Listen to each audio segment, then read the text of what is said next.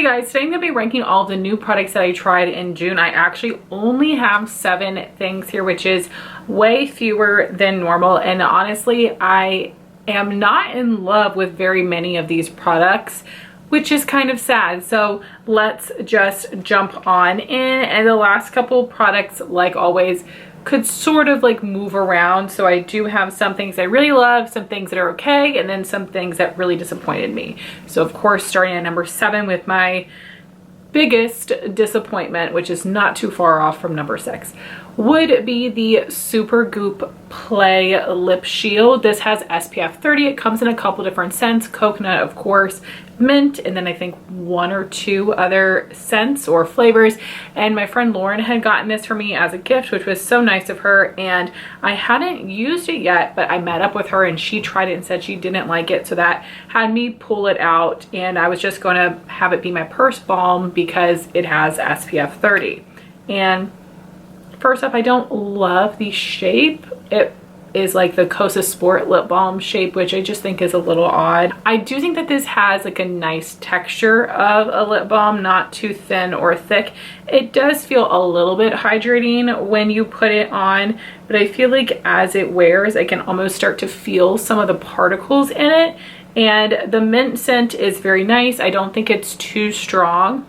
And it doesn't initially have an SPF smell or taste, but a few minutes later you will notice a taste in your mouth that is just gross. So I think I'll keep this in my purse and try to use it up, but I was really disappointed by that. I was excited finding an SPF lip balm that was mint and feeling like, okay, I finally found something that doesn't have that gross smell or taste. And unfortunately, this does have the gross taste. I would love to know if you've tried an SPF lip balm that you think does not have that. Maybe it's just not possible, but something I can still use up, but I am a little bit disappointed in it. And again, I would much rather it have a smell than a taste, but the taste is not good. Next at number 6, I have the 2 newest Kaja eyeshadow trios, and I think that these in general are wonderful. I really enjoy Peach Madeline. I have Orange Blossom, which is an all shimmer. So they've got some different finishes throughout the different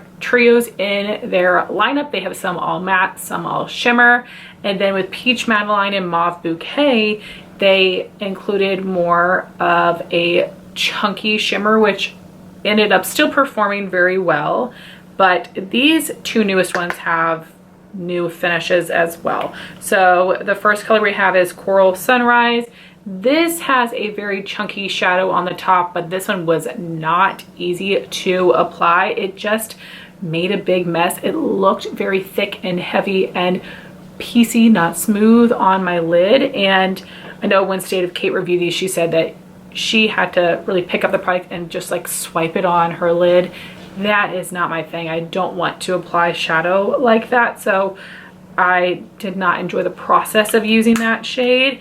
Then the center color here is their typical metallic shimmer finish, which I really love. And I think this is a very beautiful color. So I liked that one. And then the bottom shade is a matte with glitter. If you guys are not new to my channel, you know that I just hate that. I hate whenever ColourPop does it. It makes no sense to me. I think that it just makes a big powdery mess. You get more fallout on your face. It is very unpleasant to use for me. I literally do not understand why someone would choose to do that except for the look of it, because it seems like it makes a big old mess. And I don't know that I could really see the glitter particles on my eye, but I couldn't even like get to that point because I was just so annoyed with the mess of application. So I only like 1 of the 3 shades in here. The other trio is Forest Night, same setup with the finishes, and this is the chunky topper shade, which is so pretty looking in the pan. And then you have the classic metallic, which I did like, although I was hoping this would be a little bit more olive, but it is like a green toned sooty brown with a little gray in there. Like it's interesting. And then the matte color, again, I was hoping to have a little bit more green in it. It's a little bit more of the cool brown, but you do have the glitter particles in there. I think the looks that I created were pretty. I will have them linked for you. I did 2 looks with each of these, but I am going to be passing these on because again, I only like that middle shade because of the finish. So next we have number 5 and 4. Both of these products I think are good, not great. I could honestly do without them, but I am going to be hanging on to them for now. And at number 5 is the Sigma Hydra Melt Lip Mask. I got the color Tranquil. It only has a very, very light amount of color on the lips, and this I do think is like a nice thick texture. You get a ton of product. It is hydrating. It's a little sticky. I don't feel like it's the most hydrating ever. I do prefer the Laneige Lip Sleeping Mask, and that's one I have been using every night, so I have been able to compare them. I would pick that one over this one, and this might as well be clear. It doesn't really have a scent, which I think I would like it to, but I would rather it have no scent than a scent I don't like. This was just an okay lip mask. I have others like the Laneige that I prefer. If you guys have tried these, let me know if you have actually been able to see a tint on your lips. It does come in a couple different colors to match the shades in their lip oils, which I just used up my Tranquil lip oil this year and I didn't like that formula either. And then at number 4, I have the Merit Shade Slick Gelee lip oils. I do have several shades of their regular lip oil and I do really enjoy it. And I was excited for these to be more of a sheer range, which I think people were really into, like that sheer juicy look. But I think a lot of us did not realize until reviews came out, until people were able to swatch these, that they do have that pH changing quality to them, which means that all of the colors look the same hot pink on the lips, which is a little annoying, and it makes you wonder, why do these need to come in different shades if they all end up basically looking the same hot pink? So literally when I swatch these, when I put them on my lips, the nude and the red look the same. So the nude we have is Jete and the red is Maraschino. And because they look the same on the lips, I don't need the both of these. So I am going to be giving away the red and I am going to keep the nude Jete. I do like the texture of this though. It is a little bit thinner. It's nice and smooth. It's not sticky. It is a little bit more on the slippery side, but it doesn't feel greasy. I do like the texture of this. I wish that Merit would make the applicator a little bit bigger because I feel like you do have to go back in multiple times to fully coat your lips. I think this is a fine lip product. I am not into pH lip products at all, but I will get some use out of this. It's really with both of these products, I think that I will use them, but I don't know that they're going to stay for the long term because I have so many lip products in my collection. So not the worst, but not that exciting. Then we have my top 3. These are products that I would call favorites and I would recommend. At number 3 is the foundation I'm wearing today, the Uoma by Sharon C Flawless in Real Life Skin Perfecting Foundation. I have Fair Lady T1, and the Uoma by Sharon C lineup is what you can get at Walmart, and then regular Uoma Beauty is what you can get at Ulta. And of course, being that it's at Walmart, it is a much more affordable price, which is amazing. They have a lot of really good products and a lot of things that I've been interested in trying but have not picked up. But this is a foundation my friend Jean gave me. It is really nice. It does claim to be medium to full coverage, and I would say that's definitely true. I only applied 1 layer today and it looks like I have great full coverage. Now this is the lightest shade, I believe, and it is a smidge dark for me, but I set with my Derma Blend powder, which usually tends to give a little bit of a lighter look, and now I think it matches perfectly, which is great. But it is a bit of a bummer that the lightest shade is a little too dark for me. What's interesting about these foundations is that it says they're available in 6 unique formulations. So basically for each sort of shade range, there's supposed to be a different formula, and I would definitely love to go in store and look at the bottles, or I'm sure I can look online and see what the differences are. I think that's interesting that there's a different formula, or at least a couple different ingredients per group. And for the fair skin category, it says it's infused with green coffee extract, and I don't know what that ingredient does. I'm wondering if just because of the word green that they're saying that maybe there are some calming ingredients in that, because fair people tend to have some redness in their skin.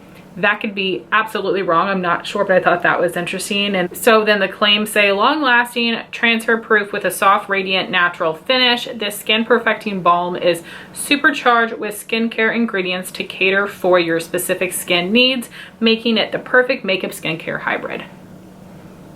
I would say that it is long lasting, it is transfer resistant, and it does have a soft, radiant, natural finish. There is a slight amount of glow, but it doesn't look too dewy. And again, I did set my skin with powder and now it looks nice and matte how I like it. I do think it has a really nice texture, not too thin or thick, super easy to blend out onto the skin. So very happy with this foundation. I'm so glad there's another really great drugstore option. I would love to know if you guys have tried this before and what sort of color category slash formulation that you fall into. Then at number 2, I have the Sigma Alice in Wonderland palette. I'm wearing a couple shades on my eyes today, and so far I have only used these 5 shades, which is why I have this ranked at number 2. I haven't used these other colors to really be able to review this as a whole, but I will tell you, I absolutely love these 5 shades. I love these types of colors in general, and they all performed really well. The metallics are very pigmented, nice and shimmery, and you can tell there are some different finishes in here. Like this one has like a little glitter in it. Not, maybe I should say it has more pearl in it. It looks a little bit more dimensional on the eye than the shimmer I'm wearing today, which looks shimmery, but it's not a metallic.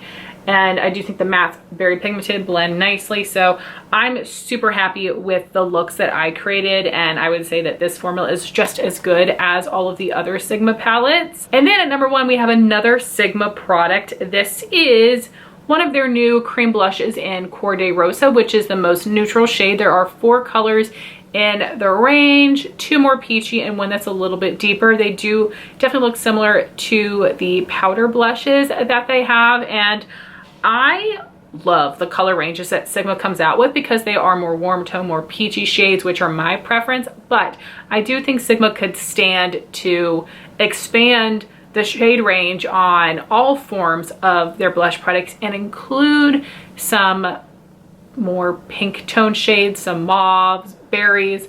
Let's add some more because their formulas are so good. So this blush is really nice. It is very pigmented. I would say that this is a cream blush that does dry down some. Like it's not going to be dewy or sticky, but it doesn't dry down to a powder finish.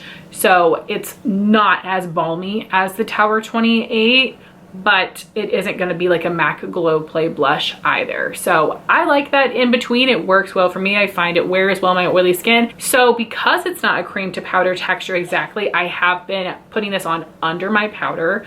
But after I repowder, I take whatever I have left on my brush and tap back over my cheeks. And I have not had any issue with it picking up or becoming patchy, but I'm not going back in and getting more product. I probably should do that just to test it out that way, but I think that this has a lot of great pigmentation because once I set my skin with powder, the blush is still showing just fine. So very happy that I have this.